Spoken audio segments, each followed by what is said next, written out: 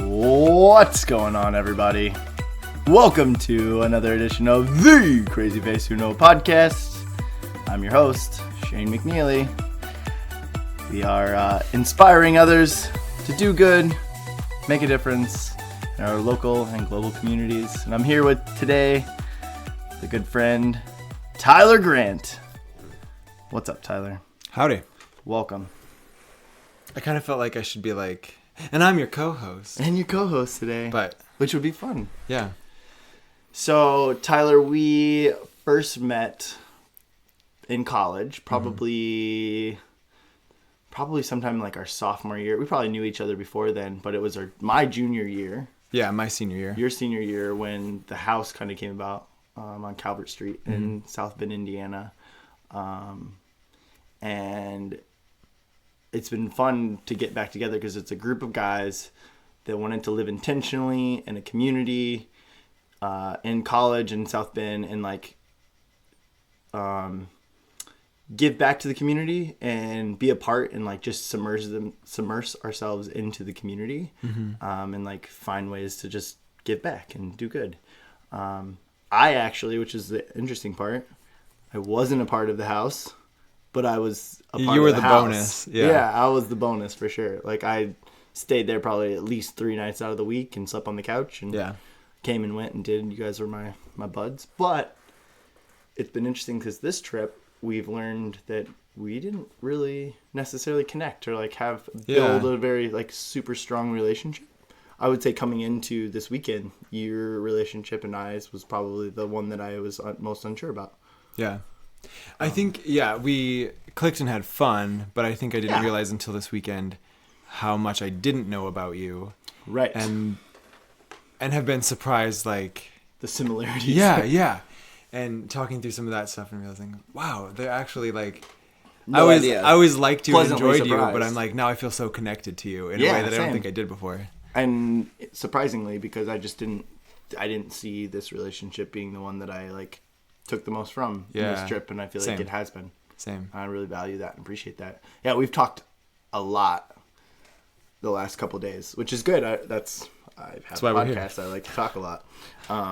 But it's been kind of fun because I know there was a few things right out of the gates we were talking about, and we were like, we got to bring that back. And I can't really recall exactly what they are, but I have a feeling they'll probably flesh things out as we get going. I kind of said at the beginning, I want to kind of start from the beginning maybe, and as early as you want to kind of tell me about of maybe your choices to go to Bethel College and your environment growing up, and just touch on that maybe, and then your experience at Bethel and just kind of your life from whenever you want to start to where you are now. Cool. We've gone through an interesting journey, I think, each of us. Yeah. And I'm fascinated by that. So. Yeah.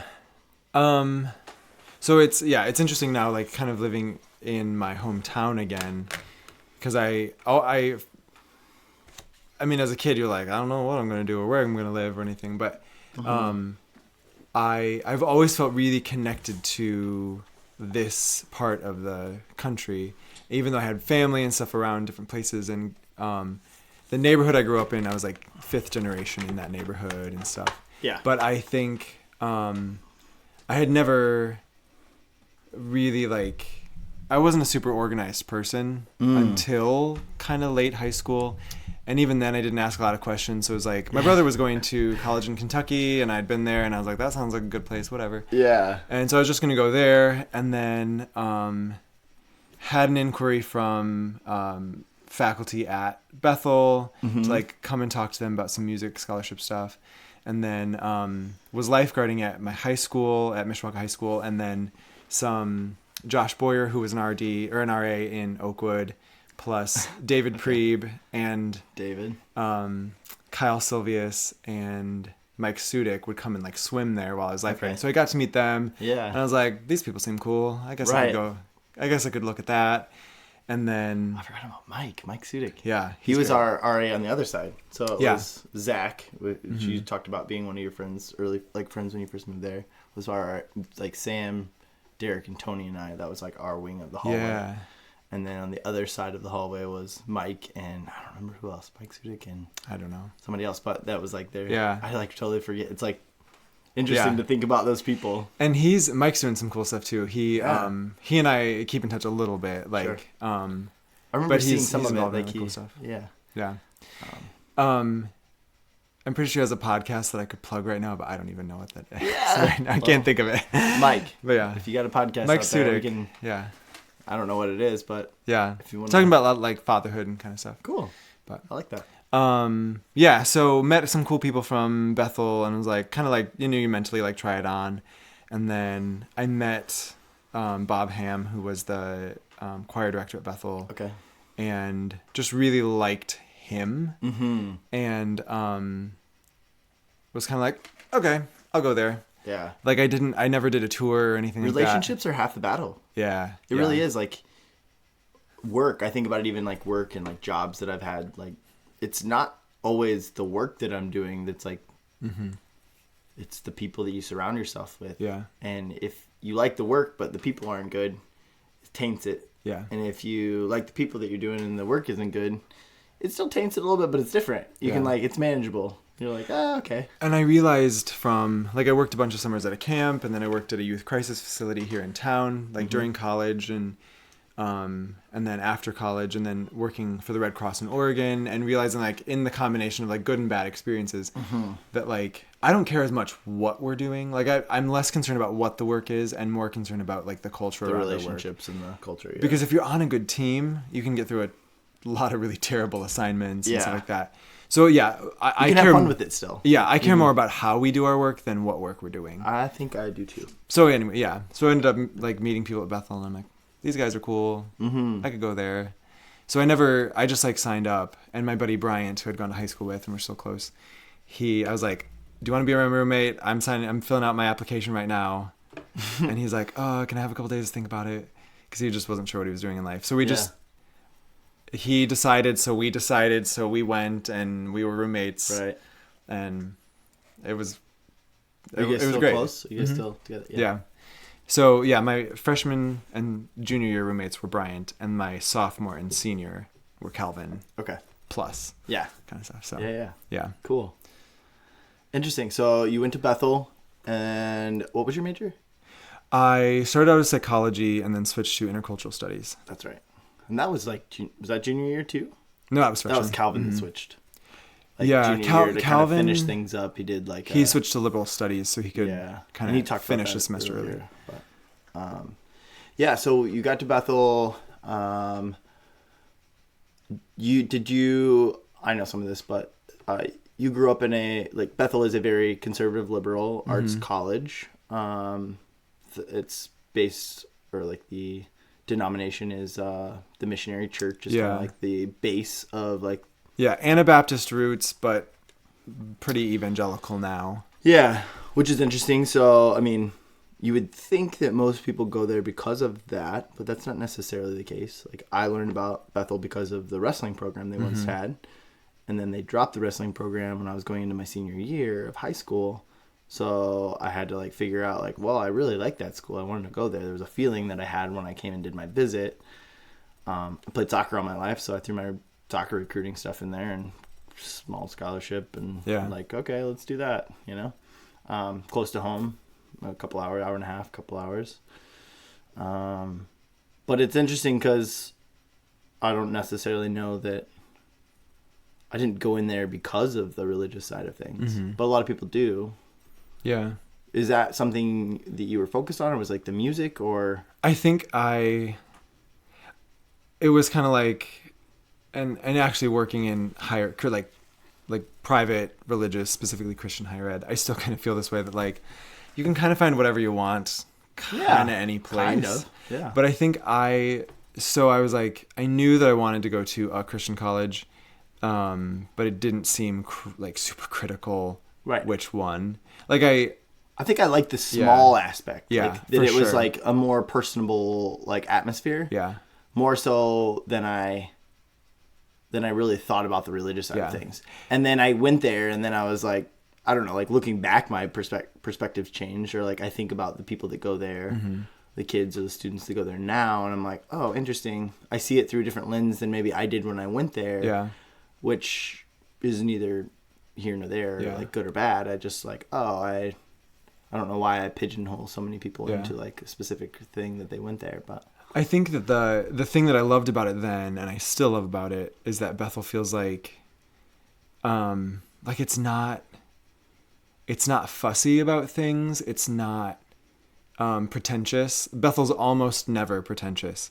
And there's like living around Notre Dame has like a lot of prestige and some really amazing programs, but there also is this cachet of like a little bit better, you know, like, and in some things they actually are. Yeah. But there's some truth to it. Yeah. Like, I'm not saying it's undeserved, but also like Bethel is just like, I don't know, there's such a like warmth and accessibility to Bethel that to me has been really constant as a student and now as a staff person. Yeah. I feel Tyler like works there now. Yes. So that to speed up that process, like he went to college there, and so that he's got a very unique perspective on the school, both as a student, as a prospective student, but now as faculty and staff that works in a very unique, and I'm sure we'll get to it, but like a very unique like branch of Bethel that's really cool and fun, and a lot of schools have it, but those types of programs, but it's just different. It's interesting. Wow. And I think, it's been cool to see stuff that I didn't understand as a student. Because a lot of these guys were ones who were like pushing boundaries at school. And I feel like that's very much who we were. Like a lot of outlier like type stuff. And I wonder how much it's cool to see everybody come together almost 10 years later, like 8-9 years since we've like seen each other. All like the last time, and to see where we're at now in life. Yeah. And to see the things that kind of stuck with us. The personality things that kind of were, in a lot of ways, like we're all the same. I don't know if we really changed, but like we've grown up, we're wiser, we've got more thoughts on different things. We've got life experience that like has shaped the way we perceive different things, and yet it's all okay, and it's all like, it's just interesting. I wonder if there are other groups that are like that, or is this like an isolated case? Is this an outlier of people that like left Bethel that have these types of relationships, or like have these? Like, are most people that left Bethel, are they just staying in that same like I don't know mentality in some ways, or is it? I mean, I think it's like, it takes all kinds. Like, there's probably every possible scenario. Sure. But I think what I see, like with this group in particular, is that like I see people still serious about the things they were serious about a decade ago, and I love that. Yeah, and like Tony especially, like even him like kind of getting us together. To me, that's kind of a different Tony. He always wanted people to be together, but like him being the organized person. Yeah, the intentionality was always there, but the taking the steps to get there was always like, he was an ideas man, like throw it out. Yeah. And it would stick or didn't stick. And when somebody would take on that idea and run with it if it was something that we wanted to do. But he wasn't the one to be the catalyst for that activity. And I remember one time when we were all hanging out, and he and one guy that he'd become friends with from the church in town, the Mexican church in town, Luz y Vida, I think was the name of the church. I don't remember the guy's name. But so they were hanging out a bunch. Yeah. Yeah. And they're like, we're going to go get tacos. So they went to the west side, and that taco place was closed, and they went to another place. And they come back like 3 hours later with like tons of tacos, because then they're like, it was just one of those, and Susanna was there too, and both of them were like we sent the three most like people-focused, chatty people. Like, they're very intentional about them and very present. And whoever's in front of them is the most important. And we're like, those tacos are never coming back. No. And of course they did, but it was like midnight by then. Right. And there's that stuff where I think Tony's always, like, for example, has always been so good at just like valuing the person in front of him. Yes. But sometimes, like in that scenario, you're like, yeah, but we may not get tacos out of this, which is fine. But it's like, it's both extraordinary and kind of, so like seeing Tony, like keep how much like you matter to him, but also that he can like plan and organize and like bring things together is just amazing to see the like people keep what's amazing and add to it and like grow that up and mature it is so amazing. I'm assuming that you probably knew him maybe more than I did, but did you know Alex Collins? I knew more of him. Okay. I think I just knew him because of you guys. Yeah. And and he was in Chapel Band? He was. Okay. But he graduated, it would have been your freshman years when he would have graduated. We had like the same haircut and stuff. Yeah. And we used to get, freshman you guys year, been very similar. I used to get asked like if I was his brother and like stuff. Kind of like swoop. Andrew? Because Andrew and Alex both went to Bethel. Yes. So I used to get asked if I was like their brother. Yeah. So since Alex passed away, one of the big things that everybody talked about Alex was like, man, he made you feel like you were the only person in the room. Yeah. Like you were the most important person. And I feel very much like that with Tony. For sure. You know? He just makes you feel like the most amazing and like loved and cherished. And it's not even anything he does in particular. It's just his attentiveness of like listening and like, like, okay. And he asks the questions, like quality questions and decent questions. And like. Can we just talk about what we like best about each of the guys? Yeah, sure. Yeah. Let's do it. So like with Tony, like it's that stuff. Yeah, absolutely. And also he's just like has a funny way of being, but yeah. Like he's goofy and like he's just fun and the stoner who doesn't smoke. Yeah. Yeah. Yeah, like if we like keep posting pictures or like sometimes when he would just be like, like his eyes were super heavy and you'd be like, dude, like you totally look like you're stoned right now. But he's not. He's like, it's not. It's all him. Who he is. It's just, that's his personality. It's just this like easygoing, go with the flow. Yeah. But also like listens, takes a lot in, and just wise with his words and like very much a thinker. He thinks, he processes, and then he like gives you information. And I got to know him on our semester abroad in the Dominican in fall 2007. I totally forgot you guys did that. And with that, these connections are the things you like forget about when you've been gone for so long. Oh. And so then, like, so that was like getting to know him in kind of an intense situation where you're around each other all the time. Which that's probably why this kind of group kind of came together in some ways, right? Sort of, yeah. Because I feel like it was, obviously Derek, Tony, Sam, and I were freshmen in the same dorm. We were 3 doors down. Yeah. That was like the joke, like 3 doors down. Oh yeah, like the band. Yeah, but like our dorms were at the end of the hall. And we were 3 doors down, and so we were the group, right? Yeah. Kind of like, and then it was you and Calvin. Yeah. And then I was always curious. I couldn't remember. I think what happened is because I didn't know you three, and I knew, but Calvin. I think I'd met like because of Zach being your RA. I'd hung out in Oakwood, and so I think I'd met you all a little bit. Sure. Probably been at like a shower party or something like that. Probably. And then, which is a different kind of podcast. But then so I'd like met people, but you didn't know you guys at all. So I knew Tony, knew Calvin, and I think. Well, and I was close with Joel, who was friends with Calvin. With Calvin, and Calvin, Joel, and I did the amateur the MMA fights, and Cage so like fights. we like very much bonded over like wrestling violence. And MMA and violence and the extreme sports of things. And mostly those two kicking talking people me in the into face. shit, but I give Joel all the credit for all the crazy dumb shit that I've ever done in my life. I'm like, he's the reason. Like he's the reason he knew how to talk me into stuff. Mm-hmm. And I'm grateful for it actually. But I met Calvin then, but you were the outlier for me that I just didn't necessarily know. And I think what happened then is Calvin and Sam and Matt somehow got connected, like longboarding and like going downtown and like trying to meet homeless people and just like hear their stories and like kind of enter that world a little bit. Yeah. And you two are good friends. Yeah. And then Tony and you get to know each other. Yeah. So I think it just all kind of, I remember there was some meeting that like actually Matt was probably kind of I feel like really the one like driving things. Yeah. And let me just say this too, because I've said it with Calvin, but I don't know which order we're going to be posting these in. But Matt is one of our friends that was the part of this group. Unfortunately, he's passed away, and his death was really a catalyst in some ways for us getting together and being like, we got to be intentional about like loving each other and just this bond and this thing that we've had, and it's like confirmation of us all getting together that it was real, you know, and it's sad in some ways.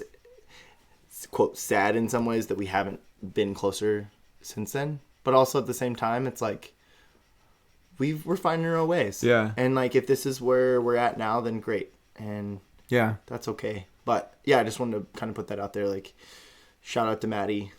Cheers, Matt. Cheers. And water. Yeah.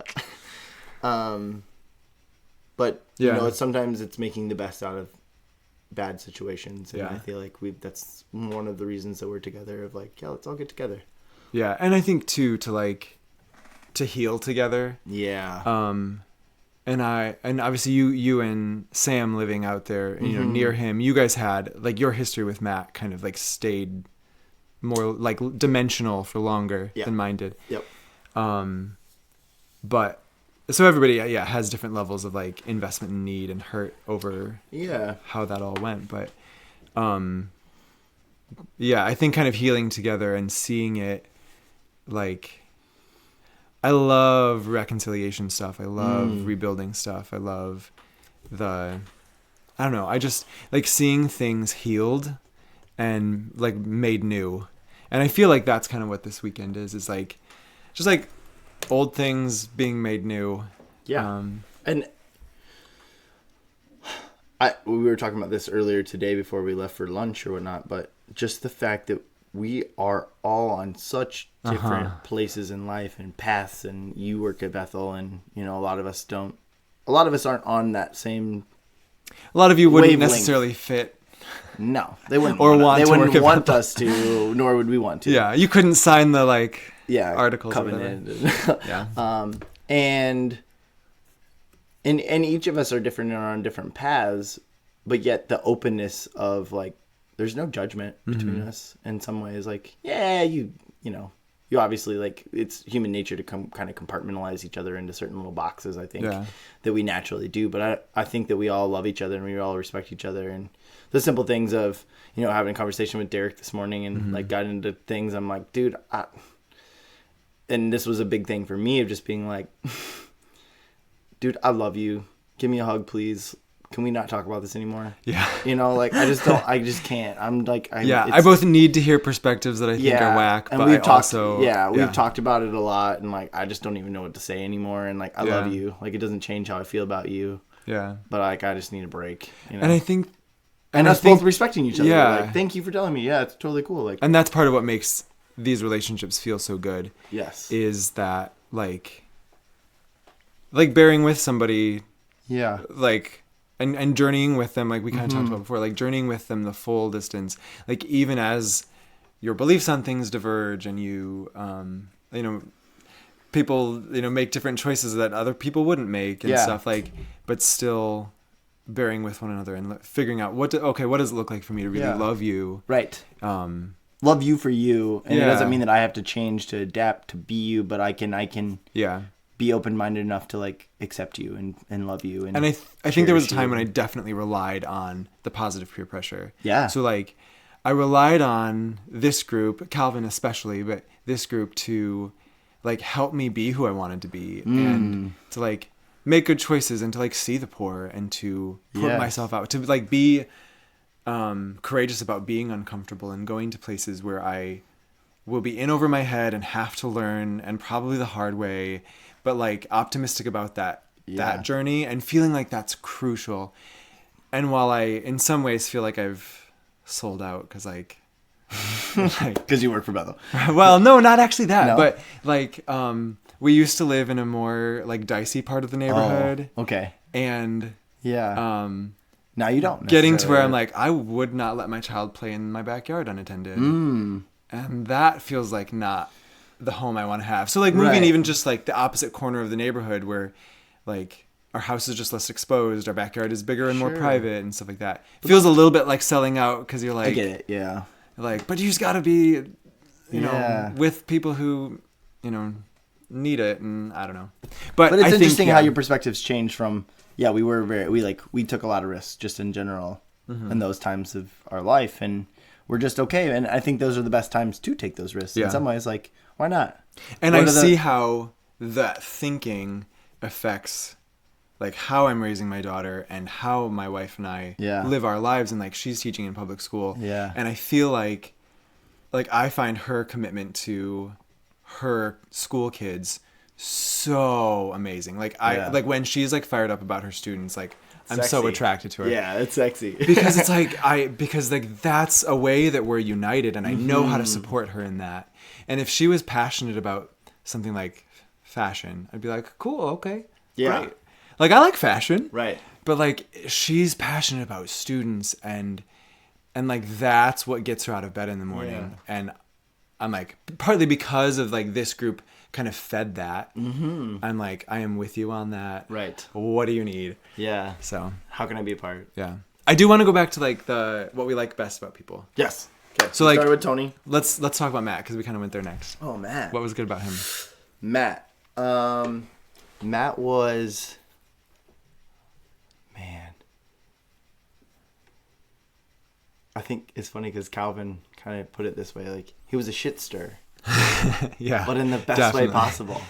Yeah. You know what I mean? Like he wasn't afraid to like challenge things, and he wasn't afraid to like stand up to you and be like, you gotta be careful with that, man. Like, and he sometimes didn't know how to not stir. Yeah. Which could be terrible, but often so valuable. Like he was the prophet, like and he preparing the way of the Lord. Mm-hmm.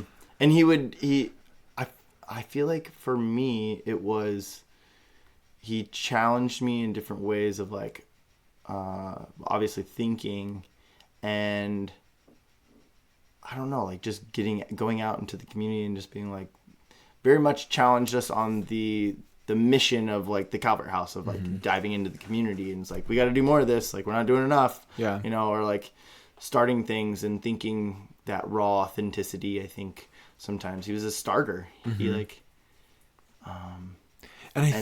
and him and I, like, so this is interesting, like it's really good for me to think of like, what are the positives and things. Like there's a ton of positives I love about Matt, and him and I, like our personalities definitely didn't mesh great with each other, but we loved each other, and we still had these like great moments, and like we were good friends, you know, but like also at the same time, because we both were these like almost alpha, like kind of like wanted to like push our like thoughts and things, and like so we'd get into like deep philosophical conversations that, man, you would think we were like fighting, you know, but like it was just how we were, and then we'd like do the same thing that Derek and I did and be like, I love you, man, you know, like at the end. And I value some of those things, and like he's just a brilliant, I think his mind was so much more brilliant than any of us understood. And I think that was part of what was a struggle for him, that like sometimes he couldn't keep up with his own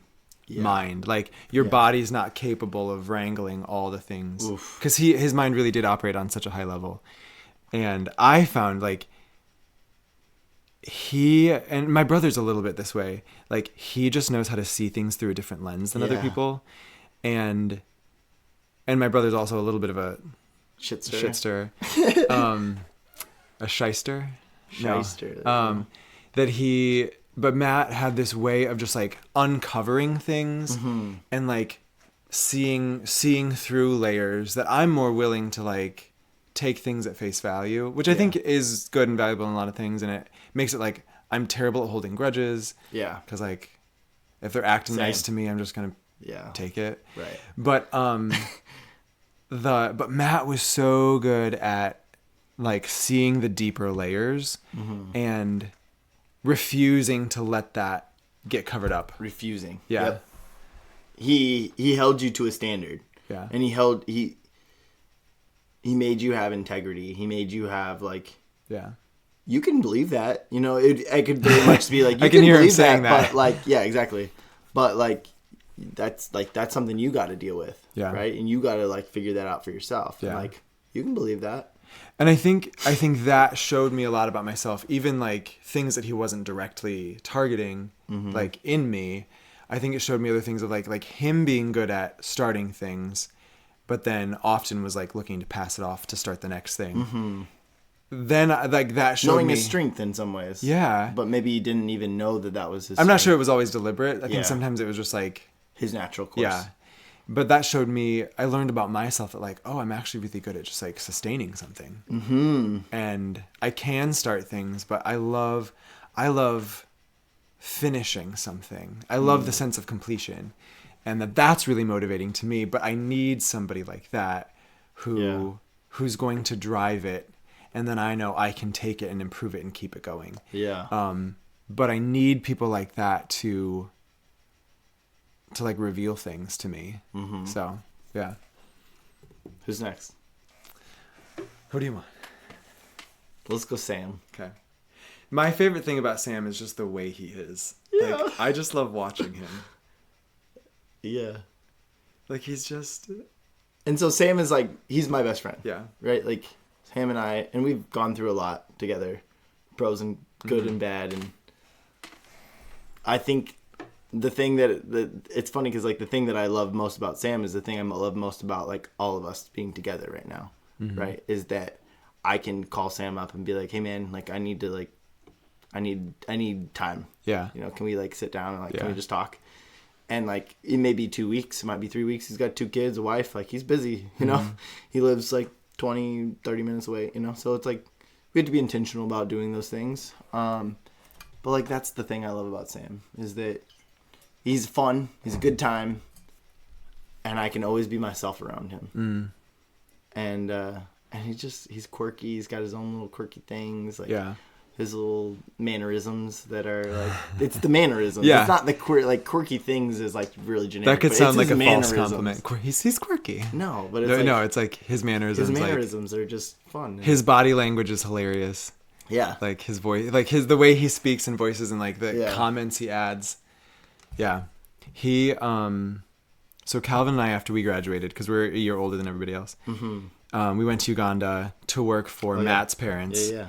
And that's that time during that first part of the time that we were there. Sam was there doing the semester abroad, and so the three of us have like this weird like we've all I forgot about that. Yeah. Like hung out in Uganda, like, gone in another camping country, in Uganda and stuff. Yeah, which is like those are just experiences you can't. Yeah. That nobody else can like understand or really comprehend unless you were there. Yeah, and just like so I have like these dimensional views of him as like he.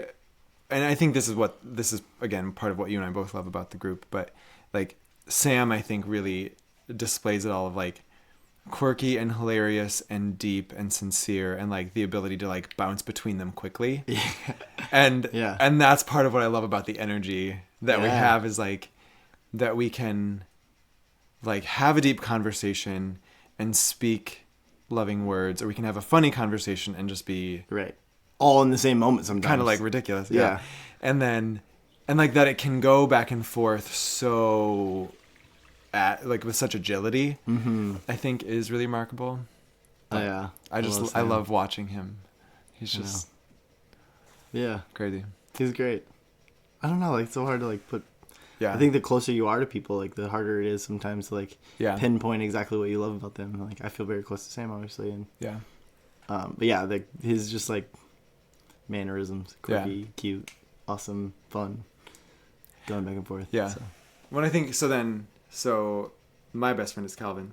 Yeah. And it's weird to qualify that because it's like, well, I have other friends who love me really well, and like my buddy Bryant, like he's like my oldest friend, and we've been through so much together. Right. And like after my dad died, he did so much to take care of my mom, and then they had a son who died young, and my mom helped take care of him some. Yeah. And so like there's so much like bearing of one another's burdens in really tangible ways. Well, and I think that's what makes Sam and I so close, right? Yeah. Like and even Tony, and you know we talked about Tony, but I figure we'll probably talk about it with him, but you know, Tony and Sam and I and kind of the group, but really it's like more Sam and me and Tony like had that like falling out and like just like things, and so him being back in our life in the last like couple of years has been like so good because we've gone through like just the vulnerability aspect of us, you know, like being really close friends, and if you share the deepest and the most like things you regret and you wish you'd never done, and like you share those moments with each other, and it's like you trust the person with that information. Yeah. Right. And so when you trust that person with that information, and they've like held that trust, and they've like you're bonded together. Yeah. And when you repair the wound and like prove it, like it's so much deeper. And Calvin and I've had stuff like that where like, I felt deeply hurt by something, and over time, then you get to a place where you kind of figure out what to do with it. Or like, and we've never been like at odds exactly, but times when like my unhealth mixed with his unhealth, like was just unhealth. Yeah. That's a little bit of how, like, we didn't leave Uganda on bad terms, but like there was stuff that was said in Uganda that like stayed with me for a really long time that I struggled to deal with. But then seeing Calvin, so this is what I love the most about Calvin, is he has always loved me. Like from whenever we started to love each other. Yeah. Like he has always loved me. And even like, I think as I see him now, having been friends for like, I don't know, 13 years or something, because we started being friends when we lived together. Yeah. Because we didn't really know each other before this like one intentional housing situation. But like he sees things in me that nobody else sees. He draws things out of me that nobody else in my regular life does. And like his sense of adventure, his sense of can do, that I'm like, I want to put up a rope swing and I think I'm going to do it. And he's like, I can just scramble up that tree like 25 feet and just do that for you. You know, you want right here? Where like, he makes certain things possible. He makes a lot of things in my life feel possible. And that I have this desire, like I go swimming once a month for like 13 years now. And that he's like the one person in my life who doesn't feel like that's like unusual in the slightest. Yeah. Everybody else is like, all right, you know, like, or like, that's stupid. Yeah. You know, but Calvin's the one who's like, yeah, you definitely should keep doing that. Like, why wouldn't you? Yeah, why not? And I think that his like, he thinks outside the box. For sure. He's not somebody... Unless he's like living in a box. Or quite literally. Yeah. He didn't even get into that. Oh man, next time. I know. There's so much Calvin lived in a box. I could have literally talked to Calvin for hours about things. Like, we didn't even touch the surface. Yeah. But anyway. But he's like, I also think he's funny. I also think he's so smart. Yeah. But his, like, I think I've seen through the ups and downs, his, like, we keep choosing each other. We keep choosing the relationship. And again, now, like, our families are more intertwined over the years, because his sister is married to my brother's best friend from college and stuff. And so last week they stayed here for a few days, and it was just so good, like the layers of like what it looks like to walk with the other person, and even with like that like there could be maybe no two people that are more opposite too in some ways than you and Calvin. Yeah, in a lot of ways. Like, it's sometimes odd couple, but like also just a great appreciation for one another. And I think that Sam and I are similar in those ways too, where it's like, yeah, we're pretty different, but like, and even like our story about getting to know each other and like living in the dorms my freshman year, and him like, I got to get away from this guy, like, you know, and me being like, come on, man, I want to be like, let's be best friends. And like, I wanted that. Right. And it's funny to be like, I wanted that. He was like, whoa, slow your roll. Yeah. But now we like have this relationship where we're like, we just appreciate each other, and like we appreciate each other for where we're at. Yeah. Like, and I think part of what makes, again, each of these guys extraordinary is the things about which they're intentional. And yes, very much. Calvin is really intentional about serving other people, like giving his time, and like the dishes, like, okay, we're staying at my house. Yeah. I've done dishes, but I haven't done all the dishes. 'Cause like I've seen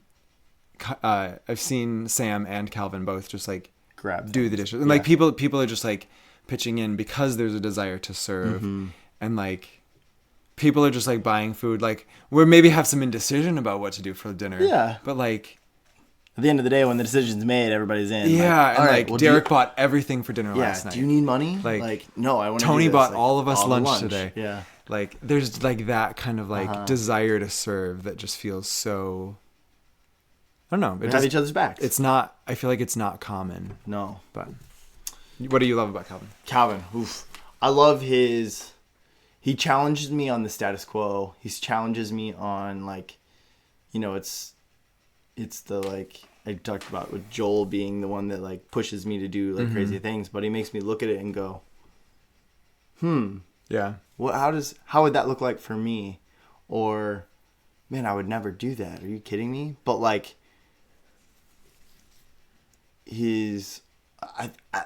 that's definitely the thing that's most intriguing to me, that makes me, like, think and process. And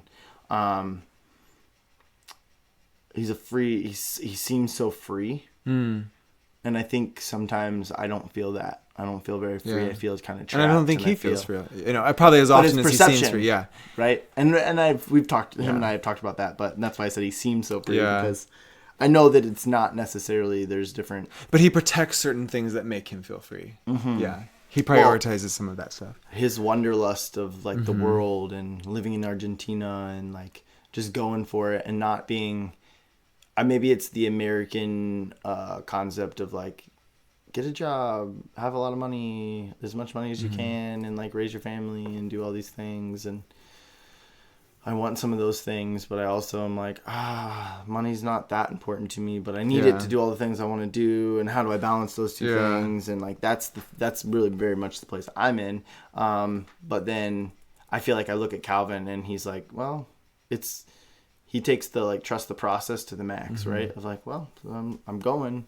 So I got to figure it out once I get there. And if I don't, then I'll figure that process out. You know what I mean? Like, that free spirit of just going and, like, it's going to work out. And whatever happens, like, happens, and that's what it's meant to be. And, like, that's where it's supposed to be. Truly, he's capable of navigating things that I could not. No. Like, both physically and mentally, like, mentally and stuff. Yeah, for sure. 100%. Yeah. I agree. So I think that's what I really value most about Calvin is, like, I'm challenged by the life he lives. And I think that I really value that challenge because it's outside of the box. It's not how I always think. And I love that perspective and, like, just that idea. Yeah. And he's just a genuine guy. He's just who he is. Kind of like Matt, he has some of that prophetic sight of just that ability to see layers down and to not be distracted or dazzled by things that are meant to dazzle and distract us. And so I think it's kind of, like, natural to him, but it was a long process of him learning to, like, use that sight of, like, this doesn't sit well, but I don't know why. And over time, like, learning, like, why don't I like that? Oh, because that's a way, like, it seems like it's customer service, but it's really just using somebody, you know, or, like, it seems like friendship, but it's really just taking advantage, and, like, it's a power imbalance, you know, like, there's that stuff that I'm like, wow, I never thought of it like that. I came into, now I have to, like, actually process that, and you're not actually wrong, right?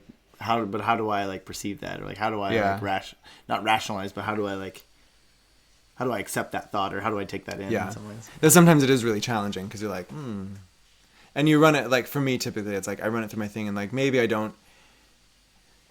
the math doesn't all look the same in my mind, but I'm definitely like, actually, he is seeing a lot of things that I have not been paying attention to. So, right. Yeah. I really appreciate that. And his conclusion is usually something loving, so. Yeah, right. Math looks, however. Right. Like, he is just a loving guy, and at the end of the day, like, he's, like, I've said to him, like, no, I don't want to mess with you. Like, you're the only person, one of the only people that I've ever... fight. Yeah, like, we were both wrestlers and, like, whatever, and, like, you're the one person that, like, I actually, like, I want nothing to do with, because I know you would kick my ass. You will hurt me. Like, and I'm not scared of a lot of people, and, like, I'll, like, stand up to a lot of people, but, like, Calvin's one of those, and I'm like, no, you're good.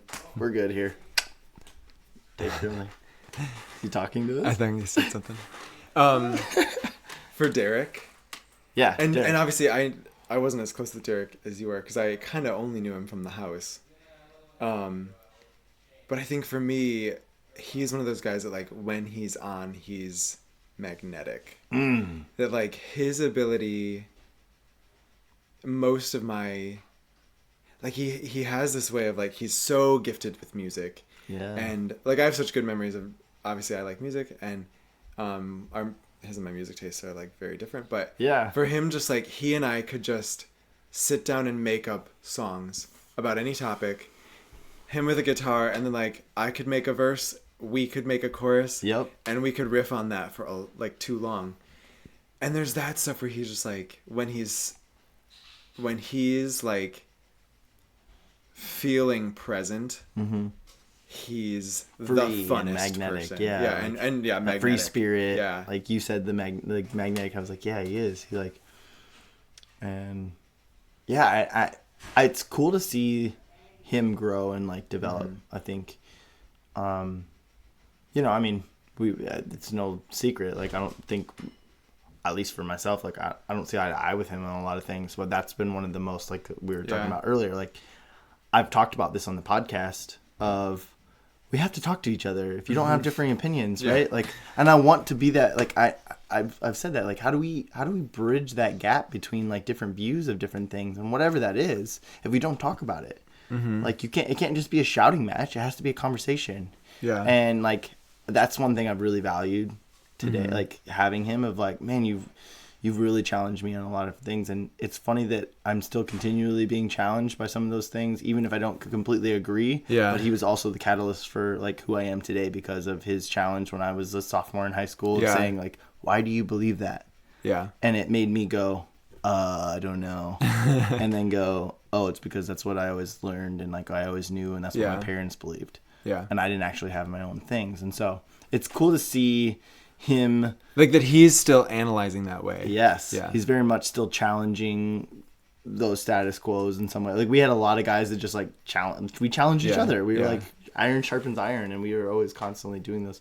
I don't know, like I think that's really something I appreciate about him, is just I will always hold him dear to my heart, but just I appreciate the fact that you just have different bumper stickers is all. But he challenged me in the way of like the way I think and the way I see things, and I think that's good. Like I'm very opinionated. There are some things that like it's going to be really hard for me to change my mind, but I don't know if I have anything in my life that I think is like an absolute. Besides my wife, because that's what I said in my vows. My wife is absolute, and she is. But I'm pretty open-minded about things. Like I want to hear other perspectives. I want to hear like, I never thought it through that lens. Like I need to process that a little bit. I think something too that from Derek and others, is that I tend to be pretty like image conscious, and that because I love because I'm an Enneagram 3 with a 2 wing, for anybody who cares. So that like I do love people, but also I'm very like performance driven. That again, like okay, I'm good at like completing projects and things. That's also because like I kind of tie my self-worth to like finishing something well. Working on that. But for perfectionism. For things like with this group, like with, I think Calvin and Matt and Derek are better at this than I am. That willingness to discuss an incomplete thought, willingness to display like ideas that aren't resolved, and things that are in tension, because I tend to feel like if I'm going to say out there, if I don't know what it's like, where it's going, and that I have to, if I'm presenting an idea, it has to be kind of irrefutable, like that I have to be prepared for any kind of pushback, to like that I don't like show too much of what I think just in case somebody else rips that apart. Gosh, yeah. Completely agree. And so it's like hearing Derek talk of like things that he's like, somehow for him, like all of these ideas are happening at the same time. And I would be like, I think afraid, like if I was able to be that honest, I have thoughts that don't jive. And I do too. But and I respect him for just standing firm on those. Yeah, the Derek's like, no, these are the thoughts that you don't think are compatible that feel compatible to me, and I'm not. I think it makes me feel uncomfortable because it's not who I like. It's not how I think and process things, and so that's a lesson. Like literally something I'm taking. There's a level of integrity in that I don't have and can't access, because I'm not willing to. I think we both feel like we're really open. Yeah. But there's ways where we like guard our true thoughts because it's like, it's not ready for public yet. Yeah. You know, or it's untidy. If you were to ask me directly, I'm going to tell you the truth. Yeah. But you got to ask me directly, and I'm not going to go there unless. There's tons of times when I'm like, if pressed, I do have an opinion about this, but I will hold on to that. Right. Yeah. It's not a lack of opinions. Right. Nope. No lack of them. They're all there. Yeah. It's just that I'm guarded in certain ways of like, I mean, this podcast, like I just really don't want to talk about political figures. I don't want, it's a lot of things are political, so I can't say politics. Yeah. But I think it's a divisive thing and I just don't want to talk about it. Yeah. I'm not interested in that. And I don't care. There's enough. You want to talk about that? Like go watch the news, go read an article. Yeah. Because anything you're going to find in the media right now, it's going to be that. So like, you can find that wherever you want. That's not what I want to do. I'm not a part of that. I just want to, that's why one of the reasons this exists and Crazy Face Uno exists is because there's enough shit out there. Mm-hmm. This isn't a place for that. This is a place for us to talk about topics that we want to talk about and to talk about positive things and just see how we can open mind. And I love the story and kind of we've ventured off of that a little bit, but I love like learning about people's story because I think it gives perspective of where people are at and the process they've gone through. Sam and I were just talking about at lunch today how like it was refreshing for him to hear that other people are going through similar things that he's going through. Yeah. Right. And like marriage and kids and all these different things that I can't give him that perspective because I don't have kids and my relationship's different and whatever. But like those similarities are like, oh, I'm not alone. Yeah. You know, and I think that that's cool. And I think that that's kind of the thing I want to kind of foster, I think, throughout this podcast adventure that I'm going. And I think it's kind of reshifting and shaping as I go. But I just want people to like have an avenue of like learning about other people. Yeah. And yeah, I want to have people that have more maybe influence in the world on at some point in time. But I think it's fun to just, we're average people. Yeah. Doing extraordinary things sometimes. And I think where this, because this is like supposed to be about like, my journey, whatever. I think where this group, like for some reason, because of some of what we've been discussing, has played like a disproportionately big role in my life. Yes. That compared to people I've maybe, like we had like one intense year of all living together. And even though you weren't like officially like on the lease, you know, like I feel there. I feel like you lived there. Yeah. And same. Depending on schedules, like, I mean, Derek was like doing studio arts and stuff like that. There were weeks when you were there more than Derek was. Yeah. And Calvin like went on like there were times when you 100%. Were there more than people who had a bed. Yeah. But I think that it's crazy to think of like the outsized role that that like year and these relationships have played, and it's because it did so much to inform like the way I view the world and to like set some things that I'd I don't know, like like I decided to be courageous about certain things and I've hung on to those, and this group played a role in fostering that. Yeah, and helping me to like really crystallize some of the things that I'm about. Mm-hmm. And to like even test some theories. Yep. And even as like the group made different choices and I didn't have that positive peer pressure to like of people who were still like on my exact same page with things. Not that we ever truly were, but that time allowed you to kind of forced you to figure out your own ish and then go and realizing that like, no, I actually like this is actually me. Yeah. Like, but also with that past experience of people pressuring and pushing you in a direction that is like something you wanted and positive, but and that's the thing I love about you, to get into this. Oh gosh. Is the uniqueness. Like you are, I think that we're probably similar in like maybe we don't, it's externally people think we're more confident than we are. Mm-hmm. At least I feel that way. But I wrote down Tyler Grant, art and music. Mm-hmm. Huge part of your life, right? Yeah. You don't fit in the stereotypical box that people maybe want to put you in.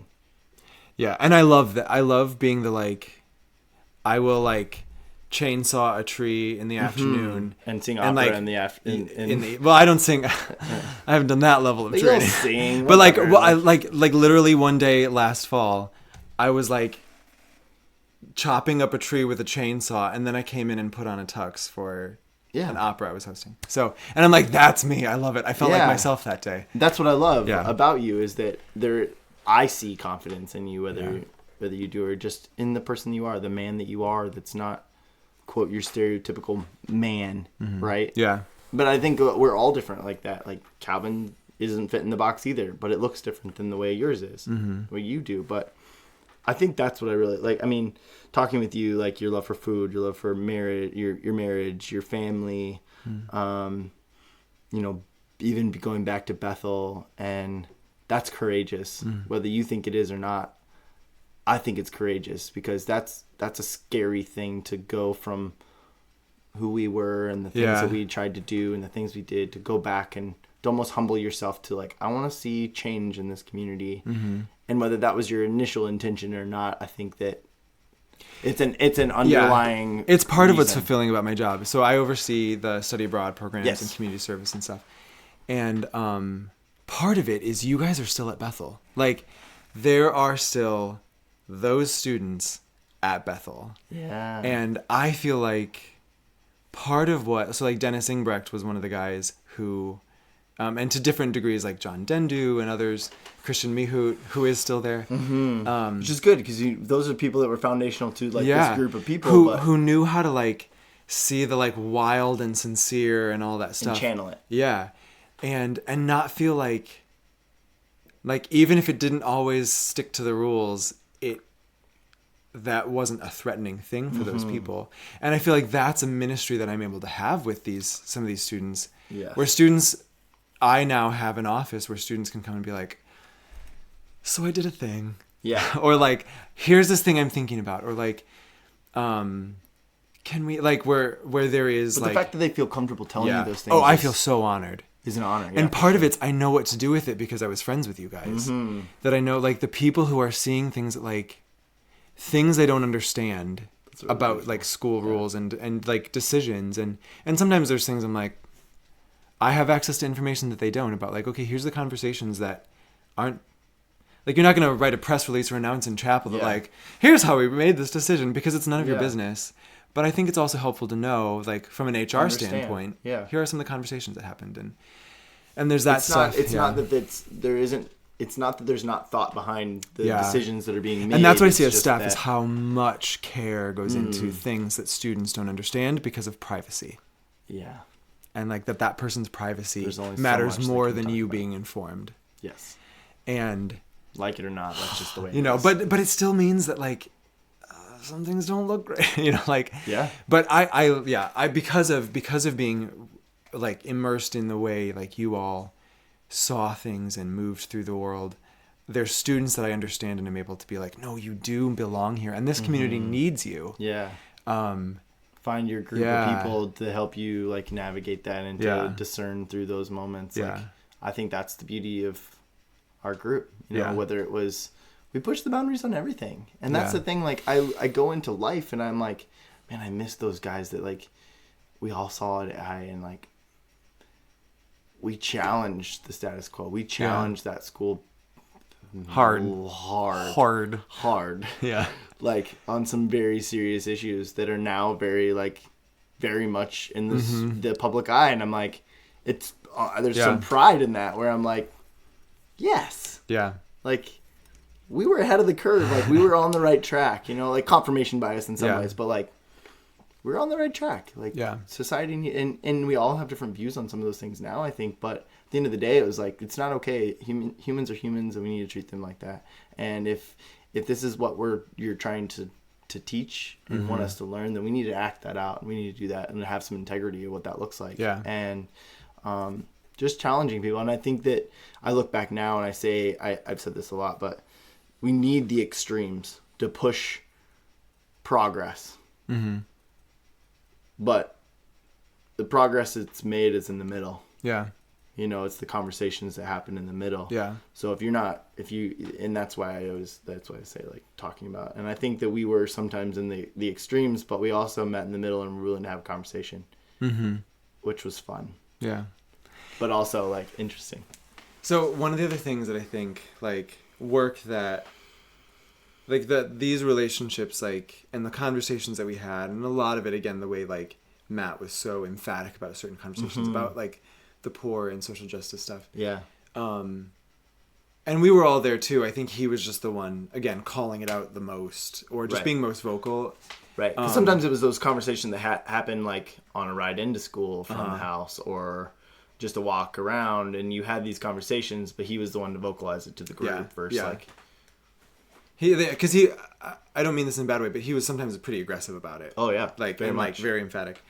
I think when like it taught me to see things, and like went to Uganda, and worked in a school there, and then and was already working in a for the Youth Service Bureau in a crisis facility, and so like developing that lens of like understanding social services and like justice work and what community engagement looks like. And even though I feel like I don't do that in my formal role, that's definitely something that has become like, it's like baked in at this point of like the way I view the world. And so then going from there to like doing community relations for Red Cross, and then doing at Multnomah University in Portland while I was living there, doing a master's in global development and justice. And built on like all those things kind of came together to really like what God did in my heart is just like really seeing. I don't think I'm not good at feeling like heartbroken or anything like that. Like, I'm not good at like lingering in negative emotions because I love action so much, and I just like sometimes too quickly move forward.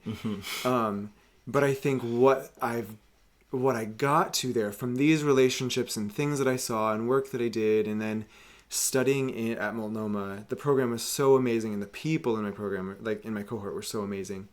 Their lived experiences and things they were passionate about. It was like seeing God's heart for children. And I think that's what became so real to me. So Ainsley had always wanted to adopt, and she just loves kids generally. And like doesn't have a desire to like to babysit like or anything like that. Like don't call her up, but she may be willing because she likes you, whatever. But she's not just like, where's the babies? Like surround me. But she just loves children. And feels passionate about teaching. And I like children, and loved working at camp and stuff. And because I love possibility and I love potential, and children are that. And children can be so stinking funny, and I love that. And I love just having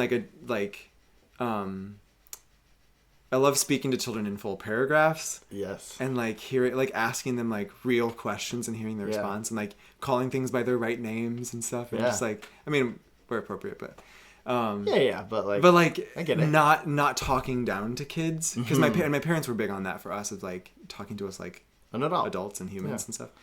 Again, developmentally appropriate, but but in that program, it like built on so much of like what had already happened in my heart, to getting to a place where I'm like, I actually didn't care if I had biological children. I just loved children because I see God's heart for children, like his intent for the world, like the fact that like I long to see children cared for, and getting to a place where my heart didn't like, my heart was to be a father. And to be a parent, I didn't necessarily care where those kids came from. And so just kind of led you to, if I don't mind. That's where I'm going. Okay. Which is kind of like takes you to, you adopted your daughter. And we kind of brought that up, or I didn't realize that even coming here. I knew you had a daughter, but I don't know why I just didn't. I don't know. We talked about that too, but even talking through that process of how that worked for you, and something that I remember us talking about, or I asked you the question about, and I think it's really intriguing, and I think maybe people would find it interesting too, is how did you have that conversation with your wife? Like, how did that conversation go of being like, so are you interested in adopting? And I know that there's a process for you, and I know it's kind of a thing. Do you mind touching on that? Yeah, so Ansley had always wanted to adopt, and I was kind of like, sure, but yeah, I think the idea of having like I was curious about what having biological kids would be like, and so it was more curiosity, I think, and so like it just felt like something I wanted to do, kind of out of curiosity. But then we didn't start trying to have biological kids until we moved back, and then from Portland in 2015, and then we hadn't been back for very long before like I realized like Ansley was just like fostering had been kind of on her heart, and I was just kind of like realized that I was like game.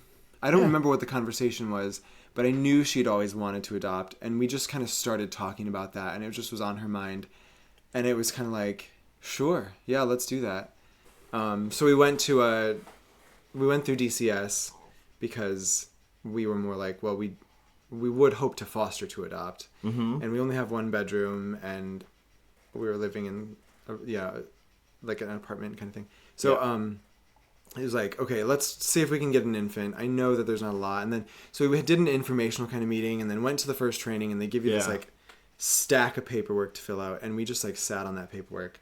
Because it just, after those meetings, you're like, oh God, this kid's going to need so much, and all the appointments and all like the mess. Am I ready for that? and it's like, neither of us were scared of the mess. Right.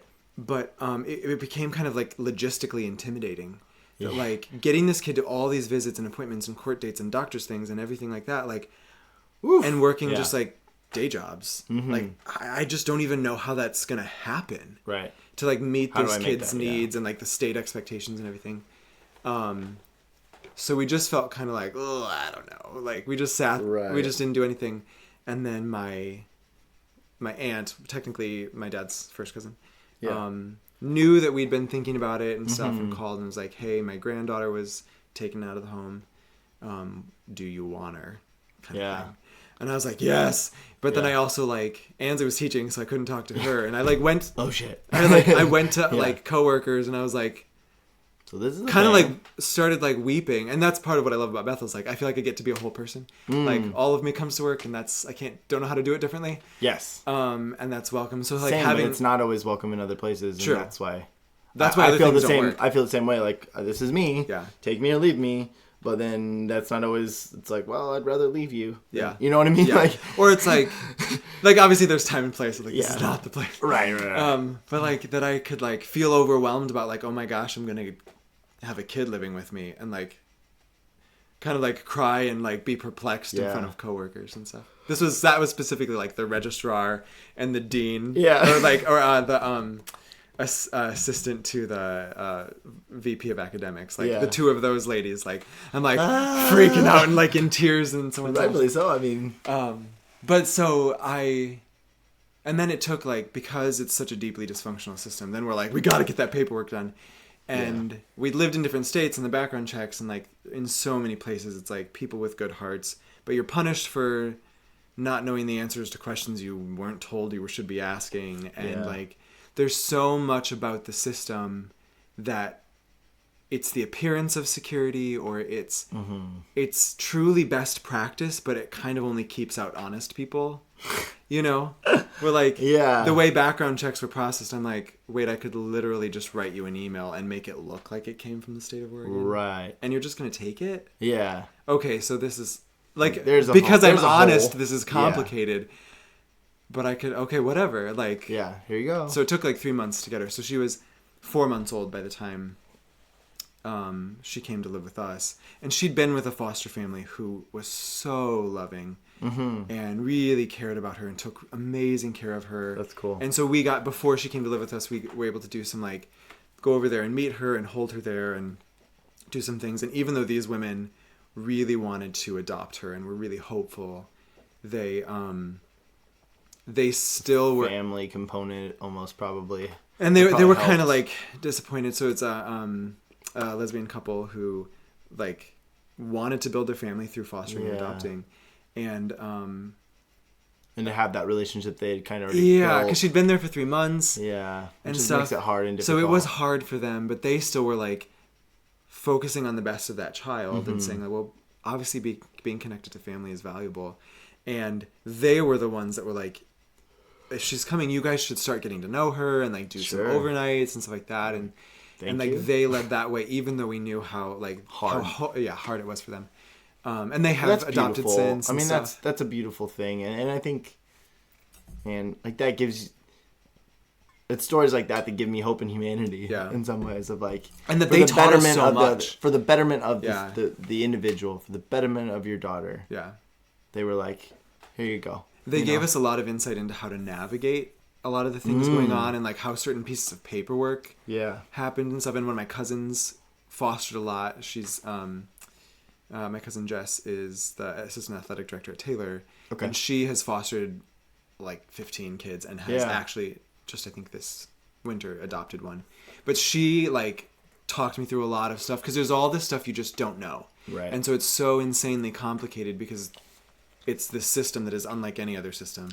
Right. And people who will never meet this child are making decisions about their future and stuff. And Lily had an amazing caseworker who, once we knew what she was doing and like were clued in enough, we're like, oh wow, she's not being difficult. She's being amazing. And she is setting this child up for success. Yeah. We just don't know enough about the system to read that for the first 6 months. Yeah. So then Lily had... her first, she was adopted on December 22nd, then Christmas was December 25th, and then her birthday was December 28th. So like her first everything, her first like her adoption, her first Christmas, her first birthday were all like in 6 days. Ta-da! And yeah, I think it's been amazing. Like I love being a father, and actually some of this. How long have you had her now? So she's 3.5, and we've had her for 2.5, a little over 3 years. 3 years. Okay. Yeah. So cool. Yeah. So she like she won't, this is a whole other topic, but like I feel burdened to keep her connected in some ways to my cousin, who was adopted out of foster care, very like abused in like just about every possible way. Yeah. By the time she was 4 and adopted. Family is important, and I think that those connections I think they'll be it's like it's difficult in the moment and not the easiest way to go about things, but in the long run it's better for for her. And I find myself like feeling a lot of pressure, like I don't know what questions she'll have when she's older, and feeling like I have to like journal, and I started an email for her one time when randomly I met who I figured out kind of in the moment was Lily's birth father's birth mother. Yeah. That it was like not planned and kind of weird and a little bit uncomfortable, but like this woman has never seen her before. She looks like she's really unhealthy physically and mentally, but also like she may never see this woman again, and she's too young to remember it. So like I take some pictures and like so I started emailing her those things and like writing out everything I could about that day, because I'm like I probably won't remember this later. And I don't know what questions she'll have. I'm crying, but that's so beautiful. No, but I feel like responsible to an adult. Yeah. Like, she's 3 right now, but at some point, like, I feel like at some point I'm going to have to answer for the things we decided today. And I don't know what she'll want to know. Yeah. And that's something that whenever I meet someone... so thoughtful and so caring and so, like, she probably doesn't appreciate that or understand that or know that, but, like, the heart. Yeah. Like it's such care. Like it clearly shows how much you care for your daughter, and you care for her well-being, and you want the best for her, and you're not just thinking about the present moment for her, but you're thinking about her future and the questions she's gonna have, and those hard moments, and being intentional about preparing her and having those things and being like, I knew you were gonna ask this, honey. Yeah. Like I knew you were gonna be there. And here it is. Yeah. That's beautiful. And again, so beautiful. I'm all about like going the whole way. So like that's how I work, where I'm just like, oh God, at some point, like, what is she gonna do? So I find times when I meet someone who's like has been adopted, particularly if they're like in foster care and stuff like that. You're like, let's asking them, like, if they're open, asking them like, what questions have you had? What have you wanted to know? What has the relationship with your bio parents looked like? What would you have wanted from? Yeah. Like, and what has that process been about, like reconciling like the person who gave you up or wasn't able to keep you or whatever. Yeah. Like, so, and there's, I mean, and I think I feel like adoption is something that is like, especially I feel like in a lot of the Christian circles that I've been in, it's like a praised thing. Mm-hmm. But it still feels like fewer people do it because it is hard. Mm-hmm. And like, turns out it's like there's specific families that do it, you know, like, mm-hmm. And I don't know. I feel like there's, and it's funny because like sometimes I feel like there's tons of adopted people and tons of people willing to talk about it and who feel passionately about that. And then there's people who are just like completely opposed to it or just don't know anybody who's done that. And so I kind of feel like, I don't feel like it's like a banner I'm waving, but but you're proud of it. I love it. And the fact that, like, yeah, why not? Yeah. What's wrong with that? I just don't... Man, I think we, like, beat people up over, like, what's wrong with... Like, there's healthy and unhealthy, but, like, what's wrong with being proud of something you've done? Yeah. But, like, it's almost not accepted to be like, man, I'm proud of that. I'm proud that I did that. Or, like, and something like that, it sounds so, like... It sounds almost selfish to say, but like, why? Yeah. I'm proud that I was able to give a home to somebody that needed it. What's wrong with that? There's nothing. I think for some people, like, because like kids and family and stuff gets to be like, it's a really intimate topic for a lot of people. Yeah. And it's tough. And like, I know that there are a lot of things that go into that with, you know. Yeah. And after the adoption, like in the years since, we found out that like, okay, biological children is probably not going to happen for us. Yeah. I even love like the timing of it, that like we chose to do it regardless. Invest in this because Ansley is known she wanted to adopt and has been kind of like, meh, about bio kids. Yeah. And I was a little more the other way around, but now I'm kind of like, yeah, I both really want biological kids and I'm completely fine not having them. Yep.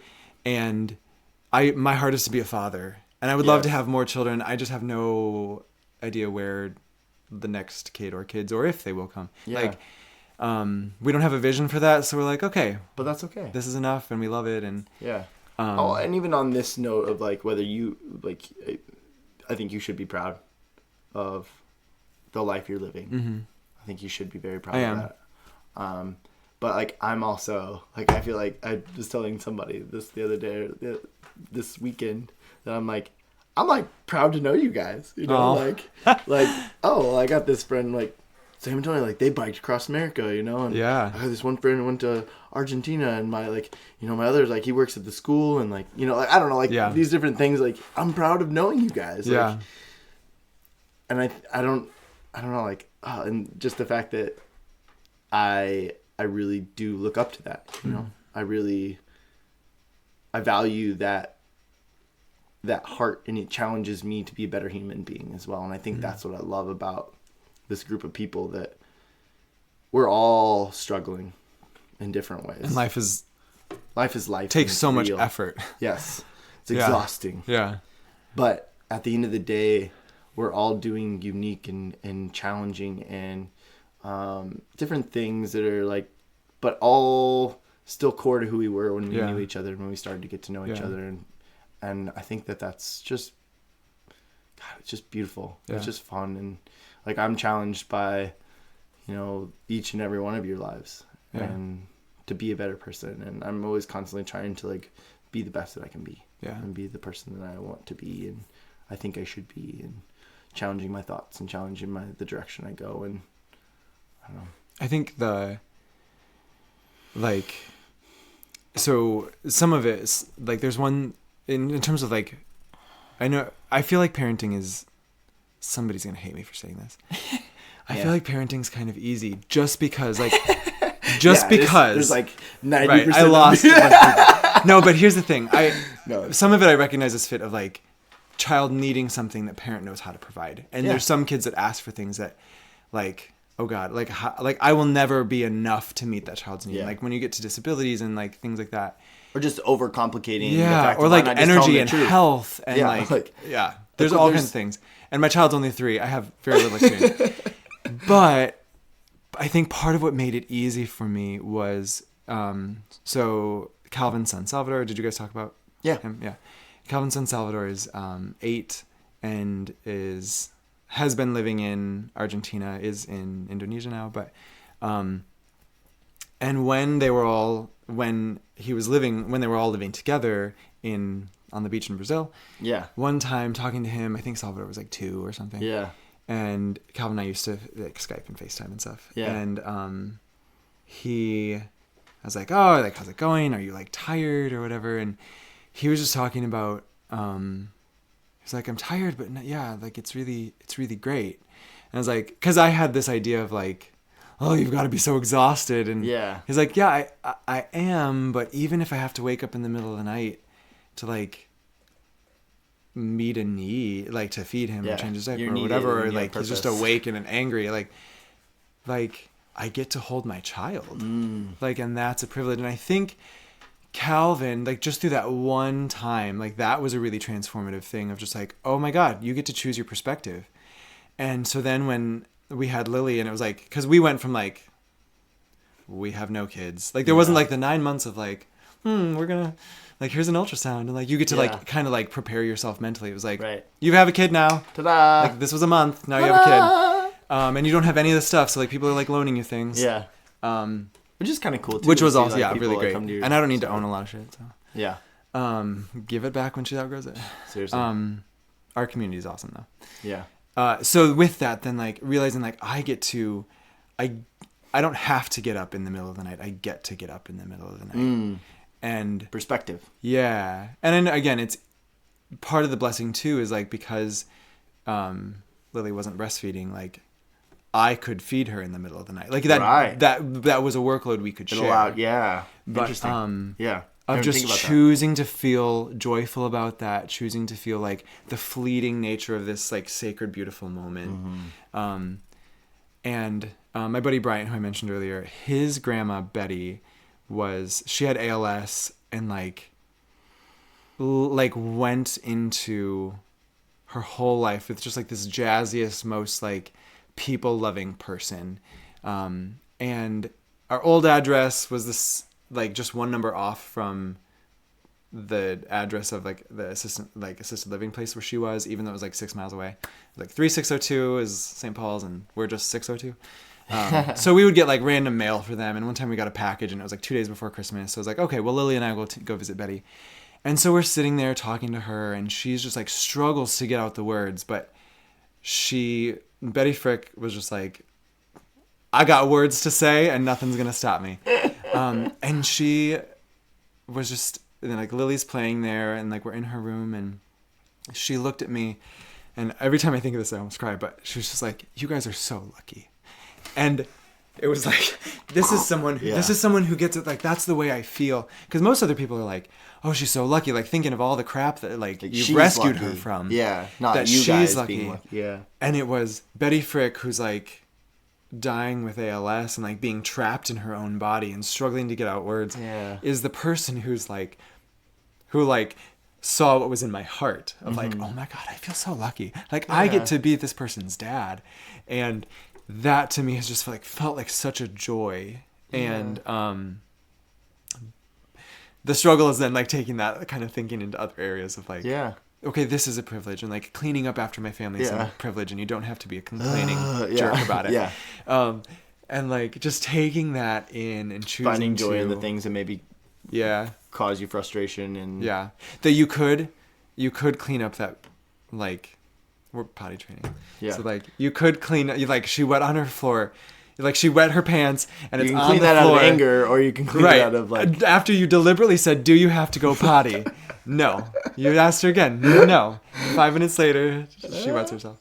You know, like you could clean that and be like exasperated, but also like, okay, she's going to get this worked out and it's going to be fine. Trust the process. And you'll never have this intimacy with her again of like, this is it. Yeah. So like really just like reveling in it. I'm not as good at other areas, but sure. Like it's those little things of like, again, how Calvin and the other guys see things differently that has really shaped like, again, like one comment. Yeah. It forces you to think completely shaped how I parent.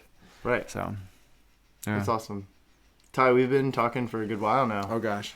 I want to wrap things up. Cool. But I would love to hear 3 things that you maybe want people to know about you, wish that people knew about you, are important to you, whatever. 3 things about you. I like the idea of like it being 3 things that you wish people knew about you. You know, there's a lot of things that I feel like, at least for myself, that I'm like, oh, man, I come across this way, but I wish people knew this part about me. Yeah. And you've shared a lot, so. I guess I don't really know how I'm perceived. Like, I don't either. I don't know, like, what people are saying behind my back right now. Oh, right. To be like, oh, can I correct that? Yeah. I think... But at the end of the day. Yeah. I think it's like...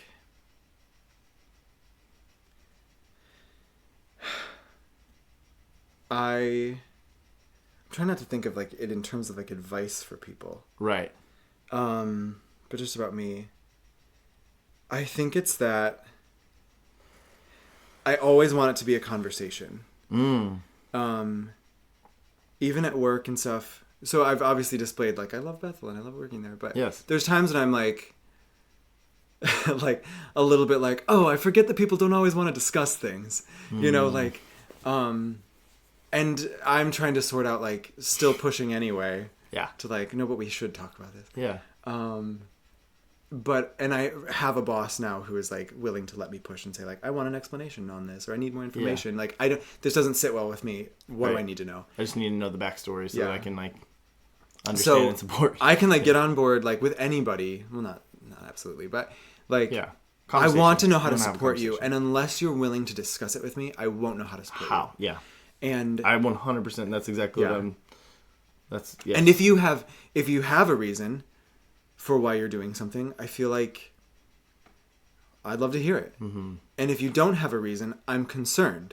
Even if I'm okay with what you're choosing, like I always want it to be a conversation, and that's where I have fancy on like conflict, knowing the why. Like on conflict or other things, she's not as much a process-oriented person. She's like, well, it was just I wanted to cook that thing, so I just started cooking that thing. I'm like, well, that's not how it works. Yeah. Like there's a process. Like, you know, so like, like, so asking like, what was your process? She's like, I just did it. And I'm like, okay, well, for better results, you know, process. Where I'm like, I feel like as long as we can talk about it, nothing is dire. And I really agree. That's what's scary about maybe like just our social climate in today's day and age, that I agree. And that's what I talk about. Like, I just want to have a conversation. If we can't have a conversation about, you know, whatever, race relations, sexual orientation, we can't have a conversation about these things, then how do we ever relate to one another, and how do we ever like make progress, and how can I ever understand where you're at? How can I ever like be on your side? Yeah. I want to be on your side. You just gotta help me get there. But you've got to give me that chance. Yeah. And I want to have that conversation. And that's where I think like on topics of race and stuff, like I have one African-American friend in particular, Regina Hill Consulting. She's doing really great work. Cool. Very in demand in this area in terms of helping people figure out how to have these conversations. Yeah. And one of the things I love about it is that I feel like she has given me space to have that vulnerability, and that as friends, like I try to be careful not to ask her something that I could Google for myself, like not to put that burden on her of like talking me out of my own ignorance, but at the same time, her not expecting me to know things I haven't learned. Yeah. And being gentle with me on those topics and welcoming me into that stuff. And so we love then leading other people in that kind of like, it's a welcoming thing. We have, just an FYI, we have like a minute 45 left. Okay. My other 2 things, I love seeing and experiencing beautiful things and letting other people do it too. Like welcoming people into beautiful things, which is why I love like hosting the river float on the 4th of July, doing different things like that, like getting people into new experiences of like meeting beauty that they wouldn't have done otherwise. And that's partly from this group too. Totally. And the last thing is like, people is the real work, and it's hard work. And I feel like so often